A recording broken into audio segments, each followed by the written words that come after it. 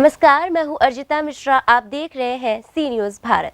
वक्त हो चुका है न्यूज़ बुलेटिन का। जानते हैं फिलहाल की न्यूज़ बुलेटिन पर। शीशगढ़ जिले के पुलिस कप्तान शैलेश कुमार पांडे सोमवार को शीशगढ़ थाने पहुंचे तो वहां नवनिर्मित सभागार को देखकर खुश हो गए। इस शानदार कार्य को अंजाम देने के लिए उन्होंने थाना प्रभारी राजकुमार तिवारी को शाबाशी भी दी। सभागार में बिजली के पंखे, कूलर से लेकर शानदार रोशनी से रोशन किया गया है। इस सभागार में प्रभारी निरीक्षक के अलावा हलकवार सभी दरोगाओं के अलग अलग टेबल काउंटर बनाए गए हैं। सभी और दरोगाओं की नेम प्लेट भी लगी हुई है, जिससे किसी भी फरियादी को अपने हलके के दरोगा को ढूंढने में कोई परेशानी ना हो। सभागार का उद्घाटन भी पुलिस कप्तान शैलेश कुमार पांडे ने किया। इस अवसर पर उन्होंने कहा कि थानों में संसाधनों की कमी नहीं होने दी जाएगी। उसके बाद पुलिस कप्तान ने कंप्यूटर रूम, कार्यालय, हवालात, रसोईघर आदि को भी देखा, लेकिन इस बार सब कुछ बदला हुआ, एक नए अंदाज में मिला। पूरे थाने की चारदीवारी पर टाइल्स लगवाकर शानदार लुक दिया गया। इसमें क्या कहना चाहेंगे? निश्चित तौर पे ये बधाई के पात्र हैं। इन्होंने इनिशिएटिव लिया और इनकी मैं प्रशंसा करता हूँ, इनको बधाई देता हूँ। निश्चित तौर पे इनके इस स्टेप से यहाँ के सभी कर्मचारी लाभान्वित हुए। साथ ही साथ जैसा मैंने बताया कि क्षेत्र के लोग भी इससे लाभान्वित होंगे और ये अत्यंत ही सराहनीय है। बरेली से सी न्यूज़ संवाददाता आबिद की रिपोर्ट। घटना बरेली के थाना विशारदगंज के नूरपुर गांव के पास की है।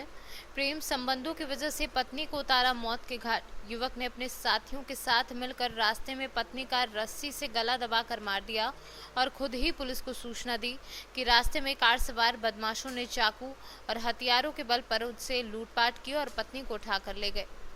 रात ही में घटनास्थल पर पहुंचे एसपी देहात भी और छानबीन करने में लगे। रात में लगभग 2 बजे अपहरण का मुकदमा भी दर्ज कर लिया गया। अगले दिन सुबह युवक के अलग अलग बयान देने पर पुलिस ने सख्ती से पूछताछ की तो उसने अपना जुर्म कबूल कर लिया और उसके बताए हुए स्थानों से पत्नी का शव और गहने बरामद कर लिए हैं। सर, ये कल अपहरण का केस हुआ और आज वो केस एक मर्डर केस में तब्दील हो गया। इसके बारे में सर जानकारी दीजिए। कल रात में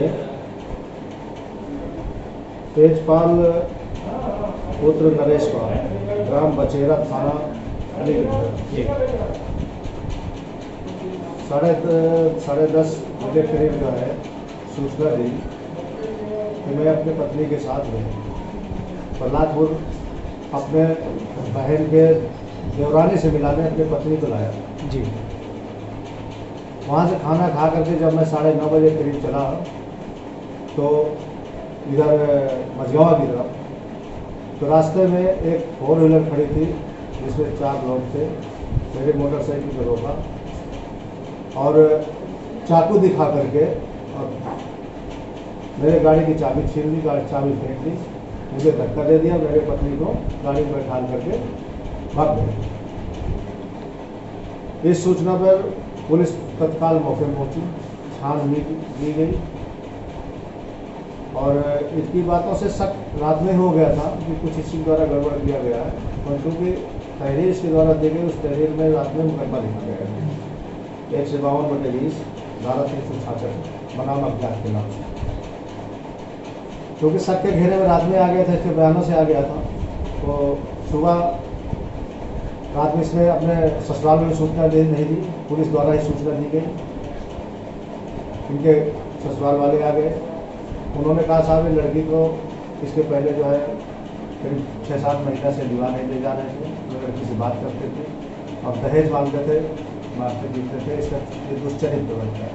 हमें शक है कि हमारी लड़की किसने मार दिया, उसका कहीं कोई किडनैप नहीं हुआ। उनकी भी तहरीर ली गई। इसके बाद इनसे पूछताछ की गई तेजपाल से। पूछताछ के दौरान इसने जो है स्वीकार किया कि साहब हाँ मैं टीवी खरीदने के लिए पैसा मांग रहा था, मुझे पैसे दे दिए इन्होंने, दहेज में कुछ नहीं दिए और लड़की ठीक से मुझसे बात नहीं करती थी। तो मैं अपने रास्ते सताने के लिए अपने दोस्त को लिया जो इसी गांव प्रहलादपुर का ही है, उससे परसों ससुराल से अपने पत्नी को लाया था मेरा प्लान परसों ही था, तो परसों 14 तारीख को सफल नहीं हुआ, तो 15 को मैंने अपने दोस्त से तलाश करने के पहले जो अपने बहन के दौरान इस मिलाने लाया, उसको वहाँ छोड़ करके अपने दोस्त के साथ उसको लाश छिपाने के स्थान की बैठी किया। फिर इसके बाद मल्ले के पत्नी जो आया और वहाँ पर अपने दोस्त के साथ मिल करके मार के उसको जो है सड़क में के नीचे बनी पुलिया में, जिससे पानी भरा हुआ है, उसके अंदर छिपा दी।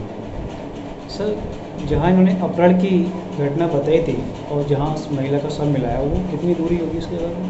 उसमें करीब मैं समझता हूँ 1 किलोमीटर लगभग दूरी पर जा रही है, 1 या 1.5 किलोमीटर। अच्छा, उसके पति ने खुद ही ये जुर्म कबूल किया है सर? एक्सेप्ट किया स्वयं, ठीक है। एक बार ये जुर्म किया है।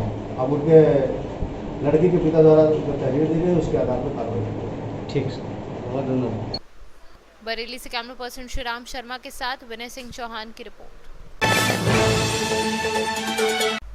दूसरों को शिक्षा देने वाली बरेली पुलिस बनी खुद हुई शिक्षा विहीन।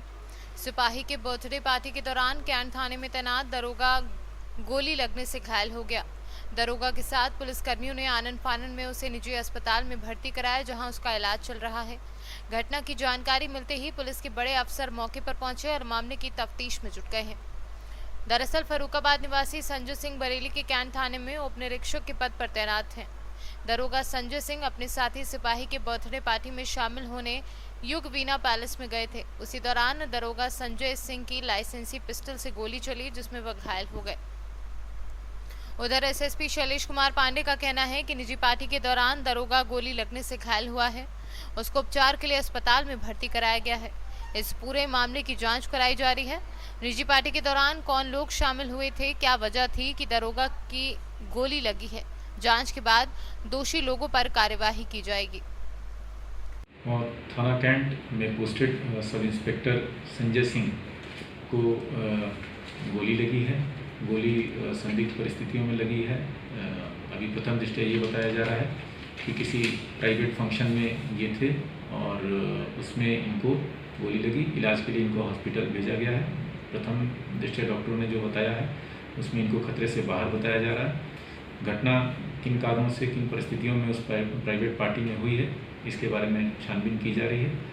और वर्तमान में जो सब इंस्पेक्टर हैं उनकी स्थिति खतरे से बाहर है। बरेली से कैमरा पर्सन श्रीराम शर्मा के साथ विनय सिंह चौहान की रिपोर्ट। उत्तर प्रदेश के जिला फिरोजाबाद में बैंक कर्मचारियों की अनदेखी के चलते कभी भी कोई भी बड़ा हादसा जानलेवा साबित हो सकता है। जी हां, थाना दक्षिण क्षेत्र के मोहल्ला सप्पा वाली गली इमामबाड़ा में एक मकान जर्जर हालत में गिरासू हालत में रखा हुआ है, जिससे कभी भी कोई भी बड़ा जानलेवा हादसा हो सकता है। दरअसल मामला सिंडिकेट बैंक से जुड़ा है। यहां से रियाजुद्दीन पुत्र सिराजुद्दीन बैंक से लोन लिया था। आर्थिक तंगी के चलते बैंक का लोन ना चुकाने के एवज में उसकी मौत भी हो चुकी थी तथा परिवार के सभी लोग पलायन कर चुके हैं। बैंक कर्मचारियों ने इस मकान पर सील लगा दी थी। जर्जर हालत मकान के पड़ोसी सरवर जमाल उर्फ गुड्डू ने बताया कि लगभग कई वर्ष पहले रियाजुद्दीन की मौत हो चुकी है। तब से बैंक कर्मचारियों ने इस पर सील लगा दी है। सरवर जमाल नाम, गुड्डू भाई मेरा नाम है। अच्छा, ये एक मकान है, ये गली इमामबाड़ा सप्पा वाली गली। अच्छा, ये राजू भाई का मकान था जो एक्सपायर हो चुके हैं। ये बैंक में कौन सी बैंक में रखा है भाई? सिंडिकेट बैंक में ये लोन पे रखा हुआ है मकान। और इस मकान के ओनर एक्सपायर हो चुके हैं आज से 3-4 वर्ष पहले।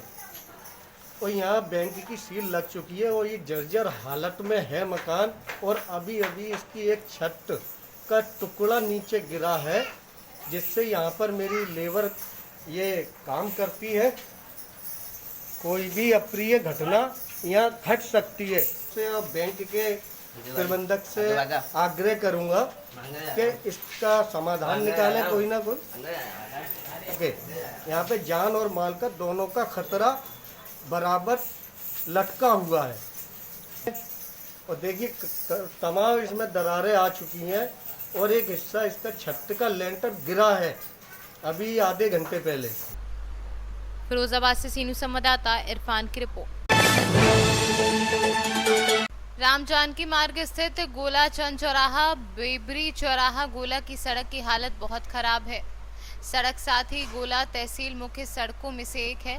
लोगों का कहना है कि कई महीनों से ये सड़क जस की तस है। सी न्यूज ने इस सड़क के मुद्दे को अपने चैनल पर 12 अगस्त को प्रसारित किया था, जिसको संज्ञान में लेते हुए चिल्लापुर के विधायक विनय शंकर तिवारी ने मिट्टी गिट्टी गड्ढों में डलवाने का काम शुरू करा दिया। इस काम को लेकर विधायक की लोग तारीफ कर रहे हैं। गोरखपुर से सी न्यूज संवाददाता प्रदीप सिंह की रिपोर्ट।